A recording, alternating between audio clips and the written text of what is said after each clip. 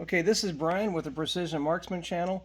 What we're going to show you here is this is a 6.5 PRC that I shot yesterday. We're shooting 125 grain monolithic Maguire. We know this load pretty close from before. We were shooting 125 Badlands and 127 Barnes LRX. The powder that we found is excellent for this load is a 4831 shortcut by Hodgkin. I started with what I call a light load. It's not really light, but it's definitely very light compared to a max. It's 58 grains, 58 and a half, 59, 59 and a half, and 60. And this is a controlled round type feed gun, which doesn't have a plunger extractor as a mechanical extractor. It's a Zermatt origin. So what I've done is I've zeroed this out.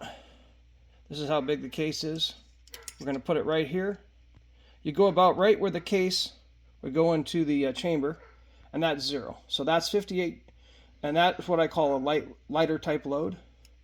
We're going to go up to 58 and a half. We'll do the same thing. Still 0. Now I'm just going to go ahead and jump up to the 60. And if you have a load that's a little bit on the hot side, and you don't have a way to read the primer, and you don't have a plunger mark, you can go same thing about right in here. And you'll see it's a half of a thou. So this is a what do you call it? A caliper that reads to 4 zeros, not 3.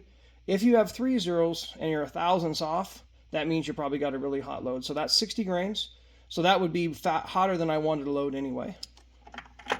We go down to 59.5.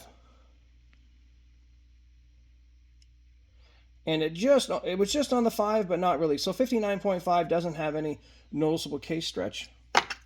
And you go down to 59. Got to get it right same place every time. It's 0.